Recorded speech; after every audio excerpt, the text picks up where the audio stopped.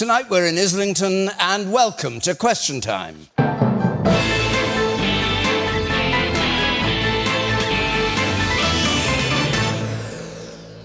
And with us tonight, the new Housing Minister appointed this week, passionate Brexiteer Dominic Raab, Labour's Shadow Secretary for Women and Equalities, Dawn Butler, the businesswoman who took the government to the Supreme Court to get Parliament to vote on Article 50 and won, Gina Miller, the stand-up comic, radio presenter and writer, Nish Kumar, and scourge of so-called political correctness, friend of Donald Trump, journalist and broadcaster, PIERS Morgan.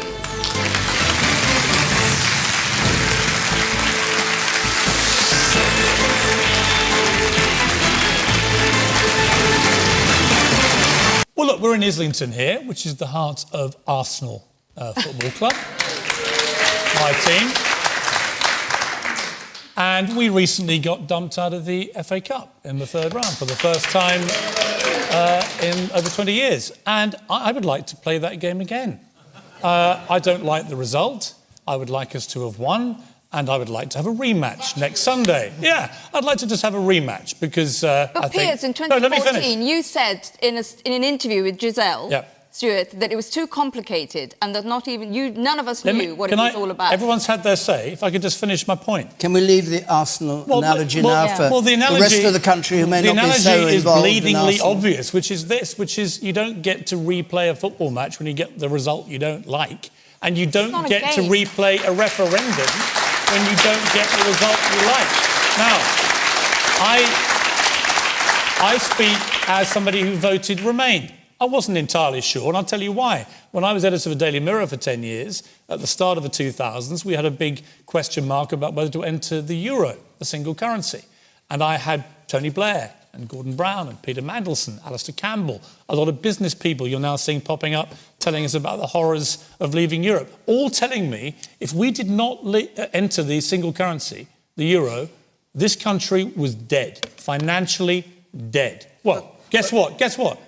Gordon Brown stopped that. Well, let me finish. Just say it. Hashtag just say it. Well, what the British public will be voting for is to leave the EU and leave the single market. No ambiguity. So this idea that we were all too stupid and nobody knew... But they also said there'll be £350 million a week for the NHS. What happened to that? Well, OK, all right, leave that. I agree. You haven't been remotely clear about any of it. What are you talking about? We have been clear. But what is the position of the party? On the single market, what we're saying is that we're looking at goods, services and immigration... Do we stay in or do we leave it? On the single market. Do we stay in or leave? It has to be negotiated. Simple question.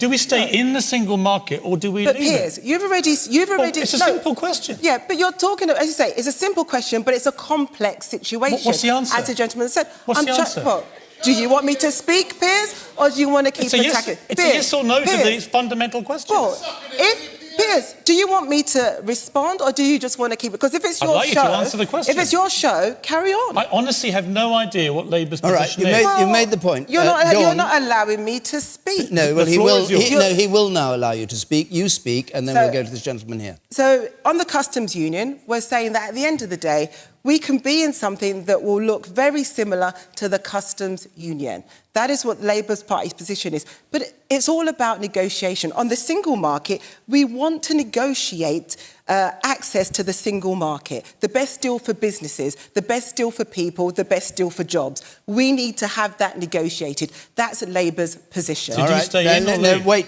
Piers. Yes, Toby Young's resignation after a very brief, a day or two only, I think, in post. PIERS Morgan. Look, he said some distasteful things. No one's questioning that. They were things he said in the past. And Dawn and Angela Rayner, amongst others on the Labour side, led a charge to get him sacked. And he eventually quit before I suspect he was about to be sacked. So they got their scalp. So Toby Young is off this little quango that no one had really heard about anyway. No one really heard about Toby Young before this week, probably. And he's now gone. What it raises to me is the question of hypocrisy and double standards and consistency.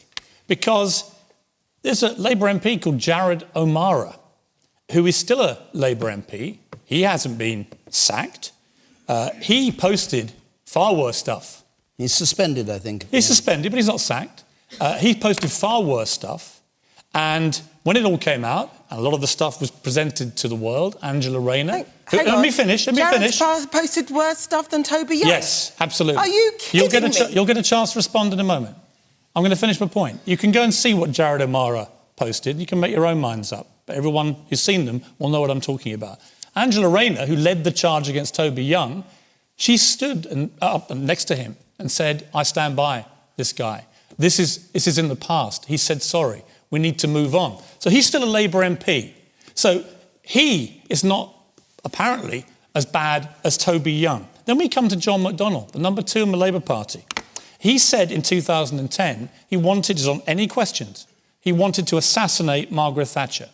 He then repeated this story gleefully at a Labour meeting with the same Angela Rayner sitting next to him, who was laughing and nodding as he recounted this story.